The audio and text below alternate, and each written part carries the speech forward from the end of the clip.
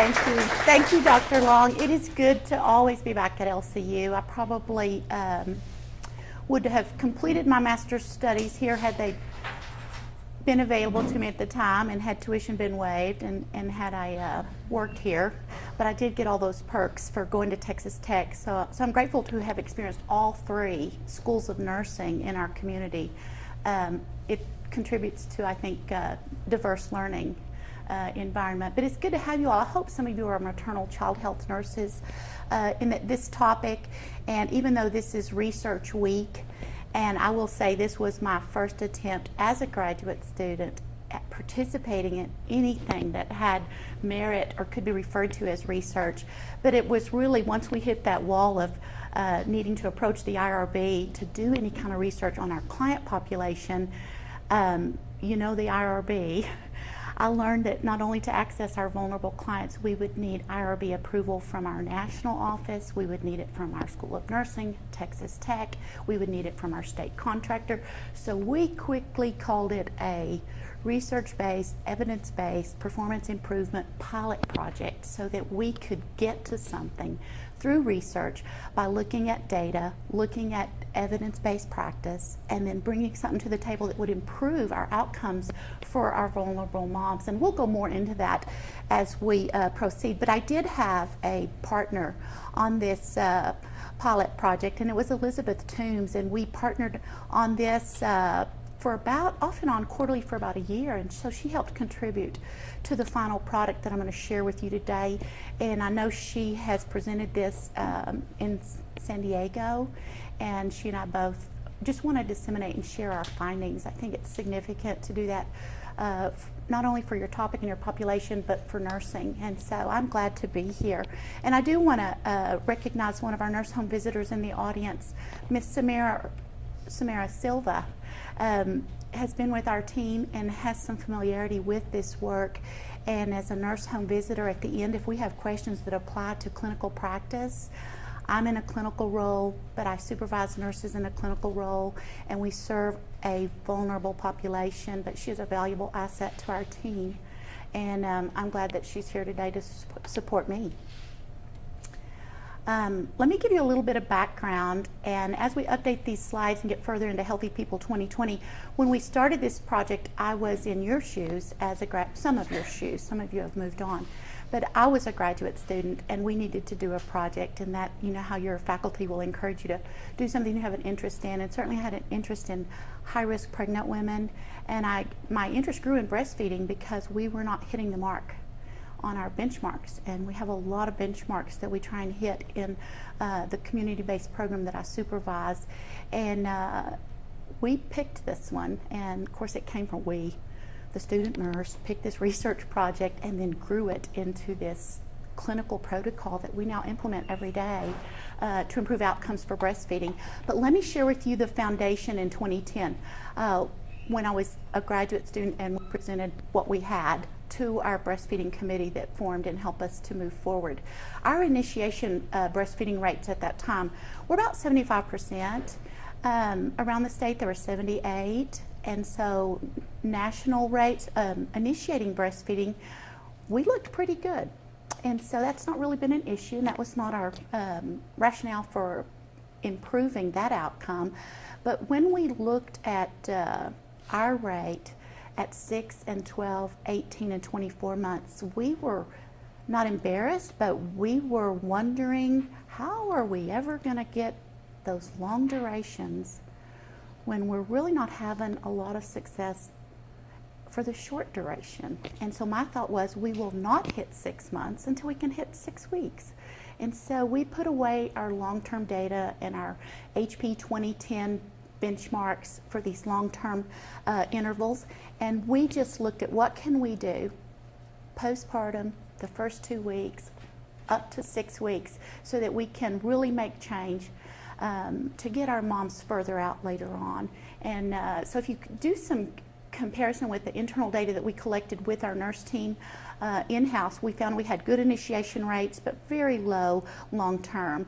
And probably the biggest finding that we start here is 1 in 3 of our vulnerable moms had early cessation, meaning she quit breastfeeding within 2 weeks. Well, latch, attachment, full milk supply, all that had not even a chance to occur before our moms had quit breastfeeding, and many times our home visitors had not even had a home visit encounter with moms who had prepared to breastfeed, committed to breastfeeding, gotten home with a new baby, and before the nurse could get there said, it's not working, I don't have enough milk, or it hurts. And so for all those reasons, we thought, wow, we have a long way to go if we're not getting out of the gate. So bear with me as I use some of our in-house demographics, and sometimes I'm talking about internal data that we collected on our own, and other times I'm referring to external data from a system, a very advanced system that we can draw from. And so what you'll see in this slide is in our demographics, our population, the population that we serve, pardon me if I show ownership of it, I've started making more home visits, and I use that our and we and mine a lot more, but I understand that it is the client that we serve in home visitation. The clients we serve have limited status as far as marriage. We have a large proportion of our moms that are single. The income level, if you look at the graph there, majority of our families fall below $20,000. Our average median income for our low-income families that we serve in the Nurse Family Partnership is $16,000 for a small household, and because they're first-time pregnant women, they don't have other children in the home if it's their biological home. May or may not have a partner, and they may still be young teenagers living under their parents' household, but low income nonetheless to qualify for our program. We have, on proportion of race, we have a 77% Hispanic population, and currently, and of course this isn't a year-old graph, but currently we have about 14% African American and an equitable Caucasian, and that fluctuates by quarter depending on who all we've enrolled, but more than 50% of our clients are teen moms. And so we definitely have a number of demographic variables that can affect outcomes for breastfeeding, and we could make those assumptions, but we could not in the beginning as a team come up with solutions. And so what we did is recognize that as community health nurses, we did need to come up with some interventions that would help our low-income moms to sustain breastfeeding, and we had to integrate all those psychosocial aspects for consideration, because that is why we have a disparity in our public health system. It's not equitable where we come from, what we know, how many resources we have. There's always been a disproportionate scale there, and so for our families, they're all low income, and so that's added barriers for our mothers, and to not have a support system in home. Those psychosocial barriers do interfere with successful breastfeeding as well as completing school. And so we see that firsthand in practice in our community health roles. But one of the things we did jump on right away, and because I was in leadership studies, you're going to see in this presentation that it is all about research and developing interventions and protocols and looking at the evidence. You cannot do it without your team. Even the best ideas cannot be implemented unless you have people on board. And so we got very lucky, and we had some nurse home visitors who embraced and had quite a bit of experience in labor and delivery. And they embraced this project, and they served as advisors to myself and Ms. Toombs in developing some protocols and analyzing data and just talking to clients about what are the barriers to your breastfeeding success. So we could not have done this without the nurses, and we continue. And this is a part of their delivery, and in the model that we serve in community health, I always tell the staff that that client attends classes and gets support for breastfeeding a couple of times during her pregnancy, perhaps, if she's successful in that. And of course, her acute care stay is a few days, if that. But for community health nurse, our interventions and our service to those families are much more intense. So we have the opportunity to really impact at a higher degree and over a longer period of time, since we served clients for 2 years. And so we couldn't do it without our presence in the community, because we needed a lot of partners to serve families, not just for breastfeeding, but for all those other domains that we assess and screen and intervene on behalf of families to improve outcomes. And so there's our little neck of the woods in East Lubbock. The Larry Combe Center serves underserved and underinsured patients, and it is currently an FQHC, and it is a nurse-run clinic through the School of Nursing. And so we are beneficiaries of the School of Nursing procuring the grant through HHSC to serve first-time moms through NFP. So we have 8 staff nurses. We serve about 200 families across 9 counties. We are the only rural health provider, which is another barrier. But what we found is that with rural community health nurses, you can take your model program and your interventions to the client and have the same outcomes. So serving the rural families, we embrace that. And so we serve the largest territory in Texas. And without our School of Nursing believing in rural health, we wouldn't have been able to add all those counties that touch Lubbock to our service area. So we're blessed and to have a presence in the rural community. Our targeted goals with this improvement project were to increase the breastfeeding duration, and the way you improve on the back end is improve on the front end. So if we could get our clients to not stop breastfeeding, which early cessation, as we mentioned, 1 in 3 were no longer feeding the first 2 weeks they get home. That's a high rate. We wanted to develop a nurse home visitor breastfeeding competency set so that nurses had skills, knowledge, and confidence themselves. You know, you can only be so effective in teaching any patient across any setting if you don't have competency and confidence in what you're teaching. And so we wanted to build on that with our nursing staff. We wanted to identify client barriers and also look at community resources. What is out there? If we serve clients in the community, we must be embedded in the community in order to meet those needs. And so we really looked at what our community offers. At-risk mothers in support of breastfeeding and prenatal care, and many other things that we don't have time to talk about today. But just know that later at the question and answer time, I hope that one of you will ask me or Samara about some of the tools that we created for tracking what we're doing, because we felt committed to being able to demonstrate that we do have interventions, and the more interventions we put into this, the better the outcomes for our families. And it's best practice, I think, to be consistent in that approach. We also wanted to connect clients to supports for breastfeeding. And so our protocol beginnings warranted that the committee and myself, we looked at evidence-based practice, and as a graduate student, we just did a significant literature review on what's working to support at-risk women and women of diverse ethnic groups, what's working to help them with breastfeeding success. So we had to look at what's out there in the literature, and we found a lot of the same things that we know today have been there all along. We didn't find anything really new and different. However, when we went to look for what's going on in home visitation for improving breastfeeding, home visitation traditionally, as a public health nurse, many years ago it was popular through public health, and it's like it went away. When I came through the School of Nursing and we had to do a rotation and put yourself out there in the community and shadow public health nurses, I don't know about y'all, but I couldn't find any. And so in our region, those roles are quite limited out in the community. And so one of the things that we did do was bring our nurses to the table and get feedback on what things would contribute to a clinical protocol that would be effective in getting our outcomes.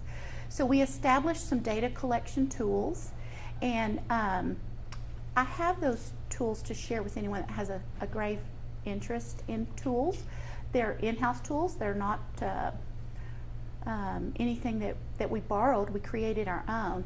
However, I will share with you, we had permission from the Department of State Health Services to utilize WIC assessment tools and maternal self-confidence for breastfeeding, and we did incorporate those into our assessment because we found them to be very user-friendly, and we had permission to use them. And so rather than create new tools, we just adapted and brought in some that were already out in practice.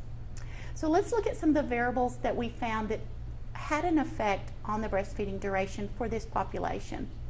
As we showed in that earlier graph with the color pie chart, race, age, marital status, education, and socioeconomics, all of those contribute either, together, as a variable that could have an effect on breastfeeding duration. For example, would a 16-year-old breastfeeding mom on her first pregnancy be more apt to be as successful as a 27-year-old? We didn't know, what would be the chances of that, but we did know some of our young moms did very well and some wouldn't even hear of breastfeeding. So we were all over the place in what we were seeing clinically. Biologically, the milk supply, the infant's health, the history of smoking, physical challenges, what type of delivery did the mother have. And as far as social variables, we looked at the maternal work history. Is there support of significant others? Getting home with a new baby and breastfeeding is not the easiest thing to do for anyone who's tried it or anyone thinking about it. But we do tell our clients that the hardest work you do is the first 2 weeks getting established. But if you can persevere, then you can reap the benefits thereafter. And I think it's unfair to have clients think that breastfeeding is easy. It's not easy for everyone, but with support and interventions and having a game plan and someone helping you out and creating an environment that allows you to thrive in that role as a breastfeeding mother, it's worth that little effort for that short amount of time in order to get those long-term outcomes and those benefits to both mother and baby. And the psychological variables that we look at were the beliefs on breastfeeding were all over the place. Whether or not the mother had a prenatal intent for breastfeeding. If they have no intent, then the nurse has the work cut out for her delivering that message and getting buy-in. Because if they have no intent and you have the best message in the world, if they've not made a commitment to try breastfeeding, it's a hard sell. But if they've already committed, then the work of the educator and the facilitator for that is, the groundwork is there.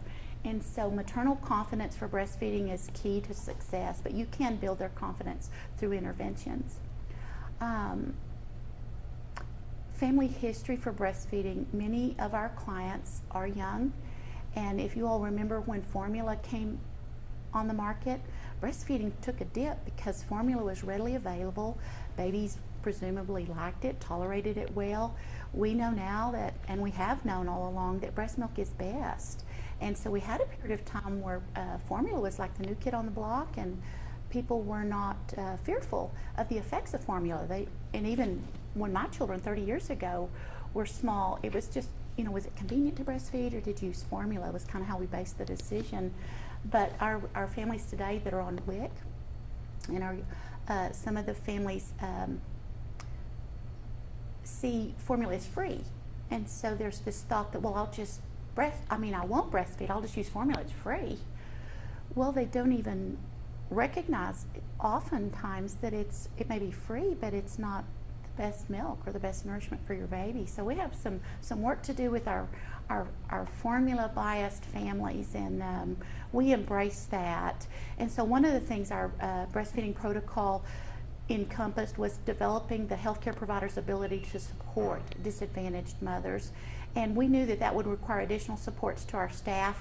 If we didn't support our staff, how would they help the mothers overcome barriers? So we did education, formal education. We sent nurses to WIC conferences to learn alongside board-certified lactation consultants. We let the nurse choose whether she wanted an abbreviated training or an extensive training.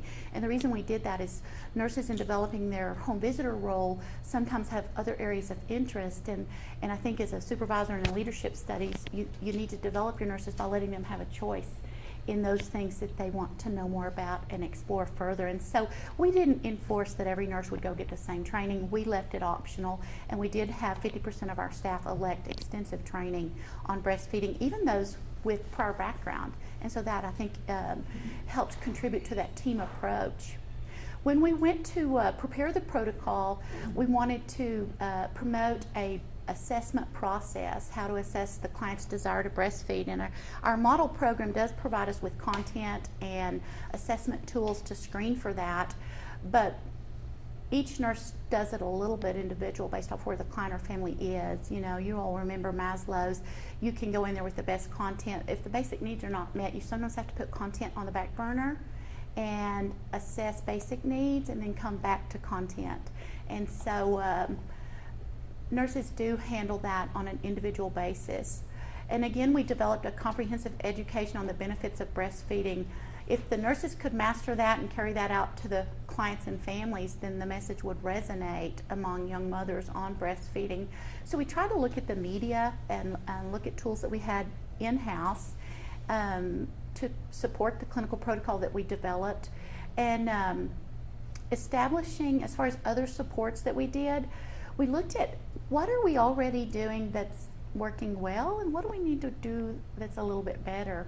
And the one thing that we noticed right away with our in-house data collection was that in supporting the mother or the baby, the dyad we'll call it, touching those babies within 72 hours became a very important protocol for home visitors. And I'll give you some information in a minute that helps you understand why we picked that window. We also incorporated weekly telephonic support calls to breastfeeding moms. Easier said than done.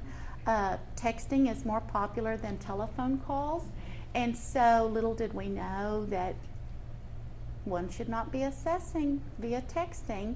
We know that now. But when a mom's in crisis or reaches out or texts her nurse, you know, best practice is, can we talk? Can I see you or can you call me? We don't want to be advising people and assessing via text.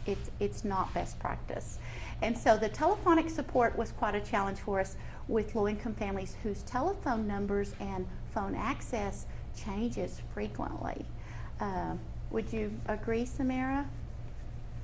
That is still a challenge for us, but it is still our protocol to attempt to reach and follow up a breastfeeding dyad weekly, because our home visitation schedule after the postpartum period does become less frequent, and we feel like that's an important intervention that doesn't cost a whole lot or take a lot of time.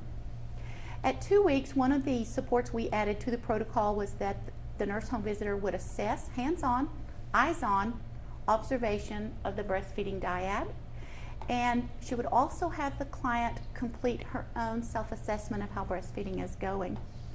What we found from that little tool, since we continue to collect those, is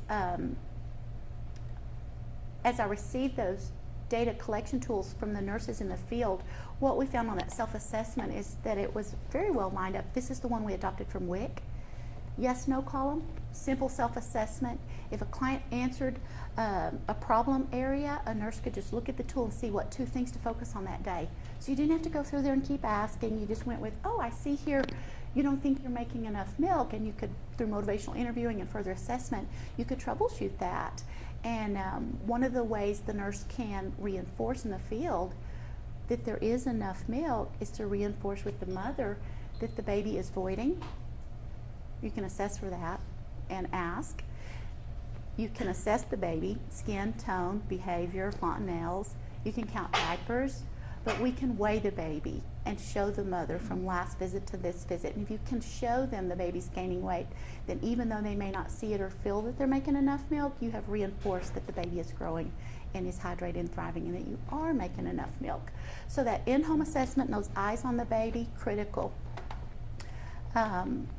Educating the nurses, and this was a tired nurse on that day. That was a long time ago when she was just overwhelmed with all the materials we were presenting to the staff.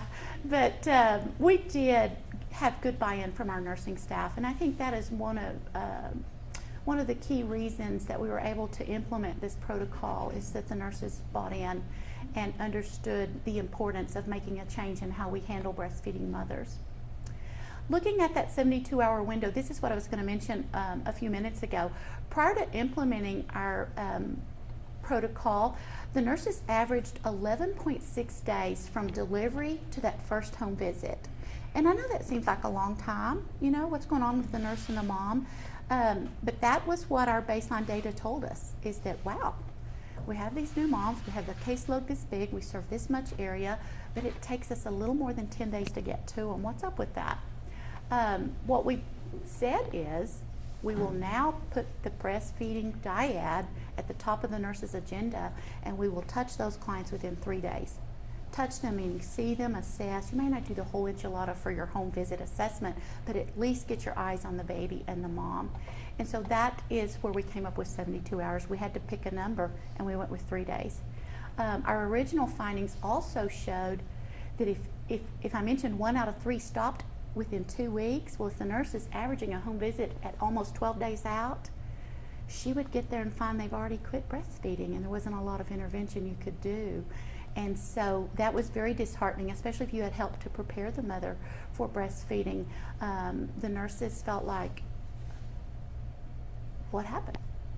You know, we had this plan, but we didn't have all the interventions in place where the client needed us, I think, until we put home visitation as a priority for our postpartum moms early on.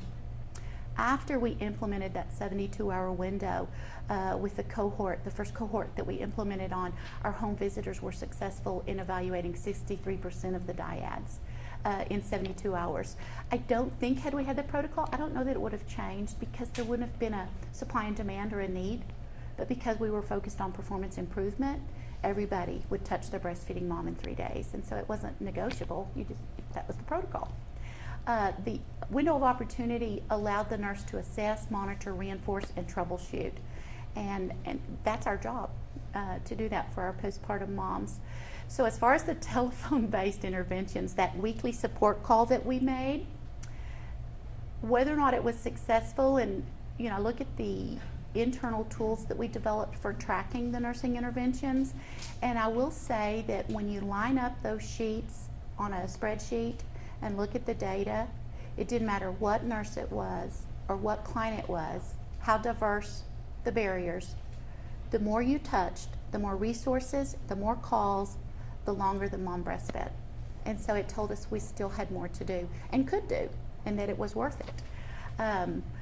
We do have technology now to facilitate connecting our moms with educational tools such as Text for Baby and certainly the internet, and not all of our clients will have access to the internet or the same phone for those resources. And so the technology is out there, but not all clients can utilize it, I will say. Some of these telephonic supports give anticipatory guidance, and that certainly is all populations of mothers and dyads need the anticipatory guidance. What comes next? What can I expect? The confidence screening, some of the studies we looked at, Dennis and Kingston, showed that if you call a mom and reach out to assess how she and the baby are doing, sometimes just giving her a chance to talk about what is working will boost her confidence and help her to resolve and work through her own issues. And so it's that self-efficacy theory. And so the confidence screening by telephonic calls can be valuable in the field as well.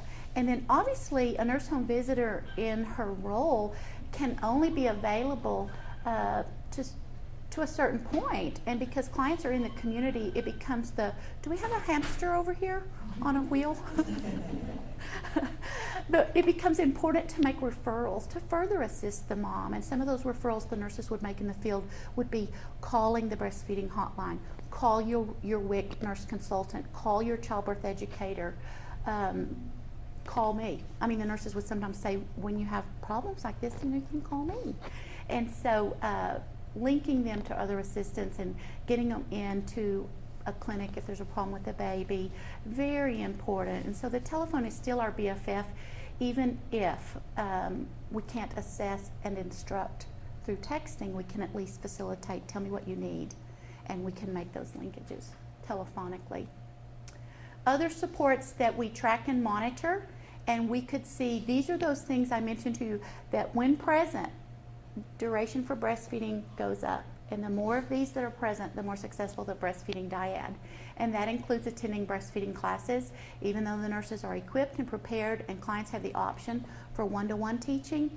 One-to-one teaching is great. There's not anything wrong with it. But when you reinforce that with group teaching in a breastfeeding class, then you have that peer learning, and you have the young, quiet, shy girl in the back who asks no questions. She's hearing all the questions from the others.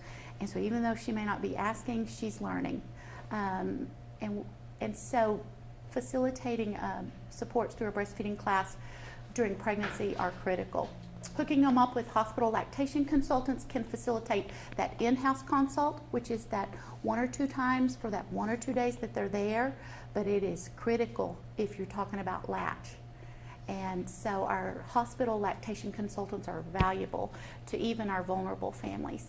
the hospital doulas that are becoming more and more popular at delivering hospitals. The doula will support the mother through the birth and pretty much be at her side as a support person in helping her to have the desired birth that she seeks, no matter where she delivers. And it's a very customized way of delivering babies. And doulas, some doulas are free, some doulas have a cost, but we found the clients that had a doula had more successful breastfeeding rates as well, and the literature showed that also. WIC counselors are critical when you get home because you have those appointments, you have that phone support. They issue breast pumps to mothers, so we want to make sure our clients can utilize those services in the community. In the state breastfeeding hotline, many of our nurses could demonstrate with their clients, well, hey, let's troubleshoot that right now. And even though the nurse may not have all the confidence or all the clinical expertise to guide a young mother on resolution for a breastfeeding problem, nurses could facilitate, here's my phone, let's just call now. And so the nurses could learn with the mothers on how to troubleshoot things like bleeding during breastfeeding and storing milk and color of milk or how the baby's doing. And so we demonstrate that in the field and put those important phone numbers where a mom can find them, and hopefully they'll rely on that when they're not able to reach their nurse. And the nurse can learn as well from those specialists. Looking at that 2-week assessment, how supportive would a 2-week assessment be for a mother-baby dyad, and as far as the self-perception, if we were not screening our mothers for their confidence level at 2 weeks, if they don't have some confidence by 2 weeks, then all that long-term it's not going to be there. And so these tools are very user-friendly in the field, and just being face-to-face and screening a mother, I think, does build into the nurse home visitor relationship. These intensive visits do have success based off the strength of the relationship. So the nurse is a teacher, a mentor, an educator, an assessor, a facilitator, a coordinator, kind of everything in their role. And so it's very intimate too when you're in their home. You can see the other variables and how it may affect their success. But giving the client an opportunity to recognize success and the perceived stresses or concerns for breastfeeding and being able to talk that through with your nurse, we found that that was very reassuring to clients. And so here we go. What is research? It's a big word for data. If I learned anything, we collected more demographics and more data than I ever imagined. We had data on the mother and the infant. We collected data on who the nurse was, the frequency of phone calls. We collected data on how much education we provided.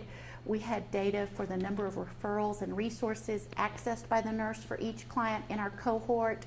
We had data on whether or not the nurse made that 72-hour window of opportunity assessment. We collected data on whether or not the nurse did a 2-week assessment, whether the client did her assessment, and so how many phone calls did the nurse make. I got so lost in this data, I can't tell you, but it's valuable to get lost in it. But when it came time to put it into a system and convert it and analyze it, that's where we had to call for help. It was just so much. But skin to skin is one other intervention that our nurses could teach on, and all evidence shows that skin to skin enhances the lactogenesis in the initial postpartum period. And so we promote skin to skin whether you're going to breastfeed or not, because the benefits to the neonate are great. Body temperature, attachment, but there is a strong correlation with skin to skin and breastfeeding success. So we tell our moms that is free and it feels good to your baby. And they can buy that and understand that. It's free, my baby likes it, and the hospital says I can do it, I just have to ask for it. And so that's in those birth plans, and the doula will certainly, in her role, hand the baby to the mother and get that baby right here, skin to skin. And I hope you all are seeing that in your clinical practice in the areas that you work. And again, we collected data on who utilized a doula, and also whether or not the mother utilized a breastfeeding pump in the first 2 weeks, because what we learned from our research and our training is that the best way to produce milk is to have the baby on the breast. And so our young moms, and some of our clinical findings were that mothers said they were breastfeeding when in fact they were pumping milk, putting it in a bottle, and in a short amount of time they would dry up. And so we developed into our clinical protocol as a best practice for teaching that it is best to not use the pump as a primary means for feeding your baby until you've established the milk flow. So we try and tell our moms, let's don't pump for the first 2 weeks just to get that buy-in. Now they may do it, but we tell them why. Because it can interfere with the production and the flow of the milk, and babies may get nipple confusion, and we've seen that clinically too. If you put it in the bottle and then you go to put them back on the breast, they struggle, some babies do. And so we discourage pumping the first 2 weeks, but we're not anti-pumping. We've just seen clinically that if you can establish the milk flow, breastfeeding is more successful. And then here is some more data intervals. We looked at the duration and assessed each baby dyad for duration of breastfeeding at 2 weeks, 6 weeks, 12, 16, 20, 24, and 52. We are only going to analyze this data from our internal set like on an annual basis. This is too many data sets to look at with a lot of frequency, but we are able to quickly pull on any given day data that shows our long-term durations. But we're not as quick to pull the data on the short-term duration just because the way it's set up. The internal data we collect ourselves, and the external data is in a system that the nurses collect for continuously, and it's added in real time and it's readily available. But the exclusive breastfeeding at 2 weeks was another measure that we looked at. So in our implementation, cohort 1 was our baseline group that had not had interventions. Okay, that was the first set of data that we collected, is what had been completed on that group. Nothing. We just delivered our model program as we knew it best. We didn't have a clinical protocol. We had nurses with different levels of expertise, and we had clients at different places on whether or not to breastfeed. So when we gathered that data at implementation, then cohort 2 became the post-intervention, the group of moms that we were gathering data on who did receive the nursing interventions from the protocol that we implemented.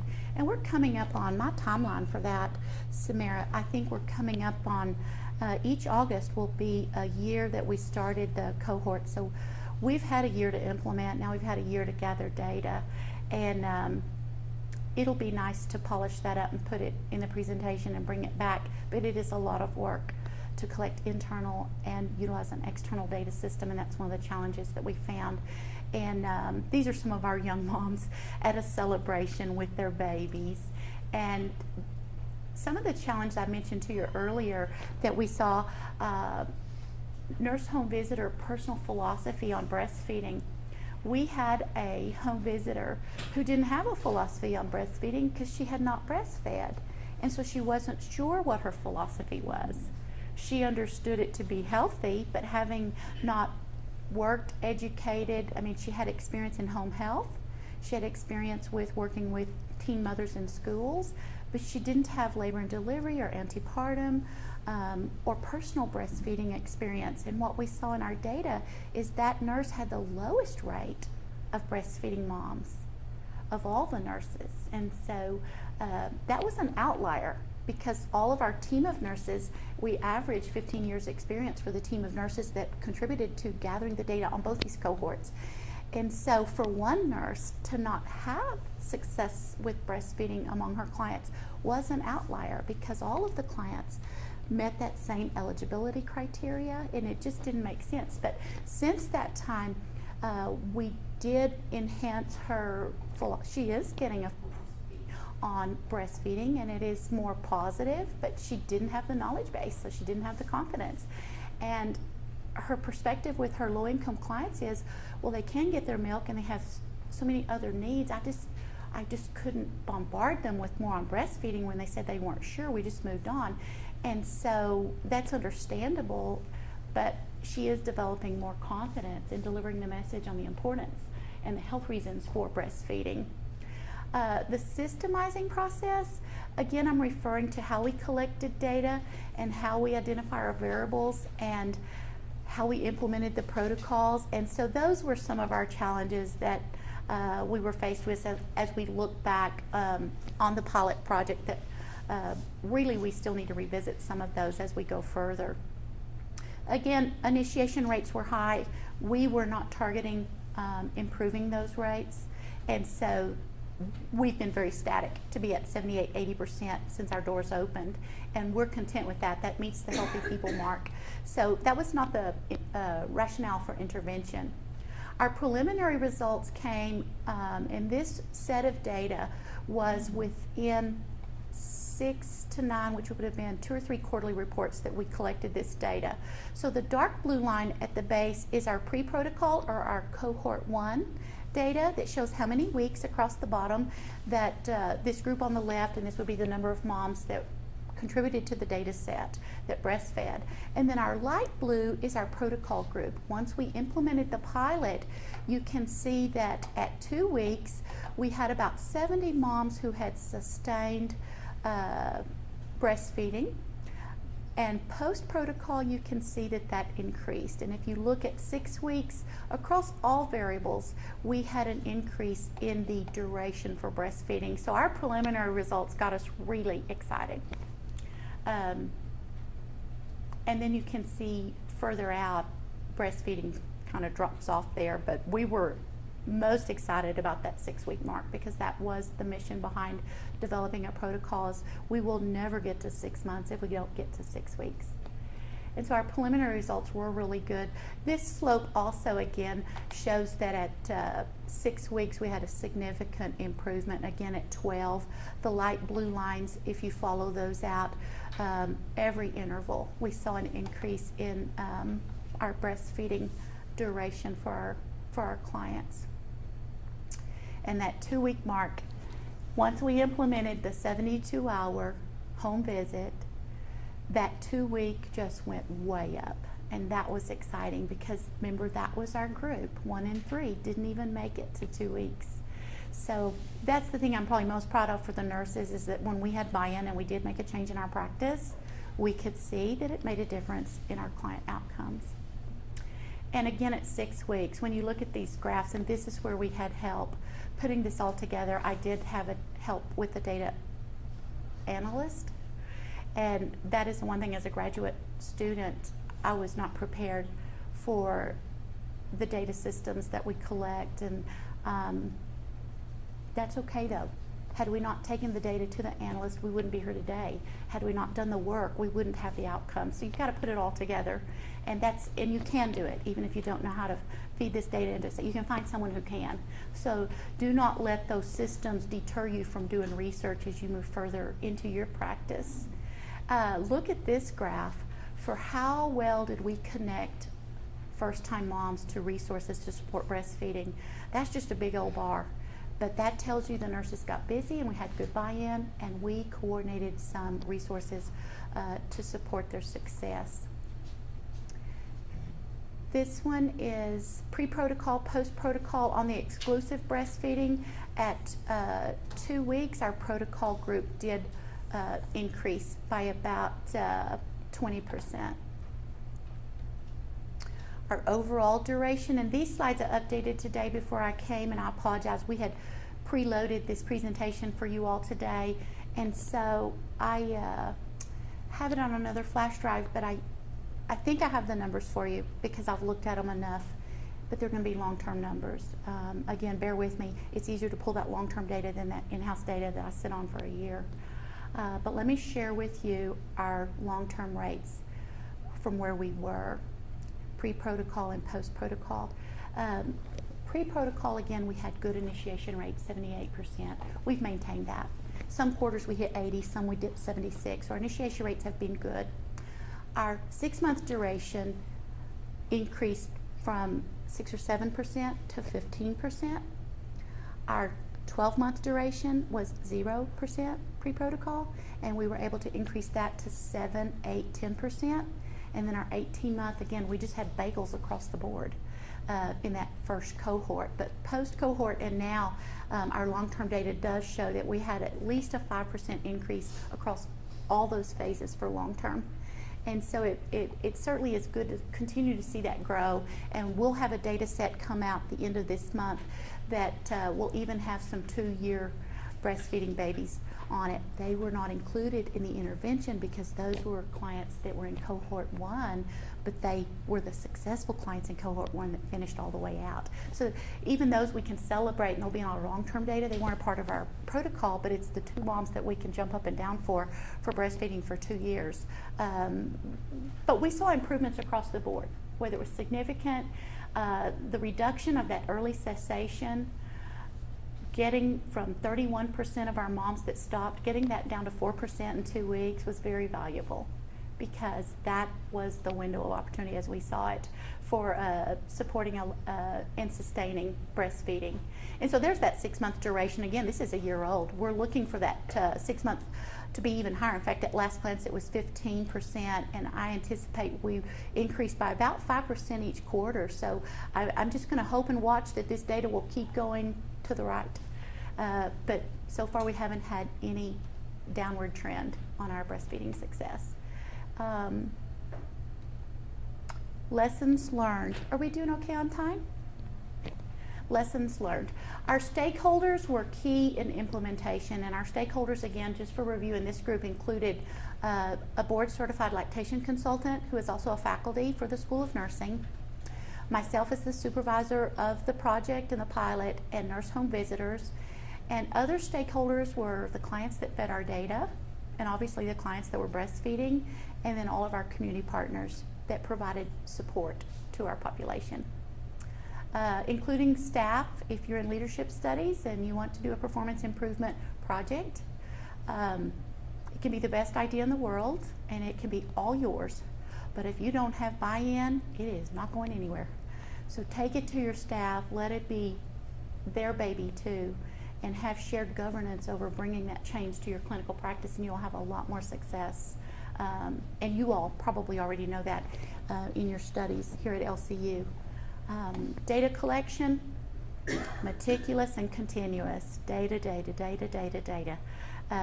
That's all I can say about data collection. It is a lot of work, but it does give you your results. Using practical tools, we found those to be contributing factors to our success. And then quality outcomes depend on quality inputs if you're looking at improving performance measures. What you put in really has a lot to do with what you have on the other side. And these are a number of the references fairly recent that helped us to develop this presentation for you today. We're a few minutes early. I know we have a critique coming. The critique comes before the Q&A.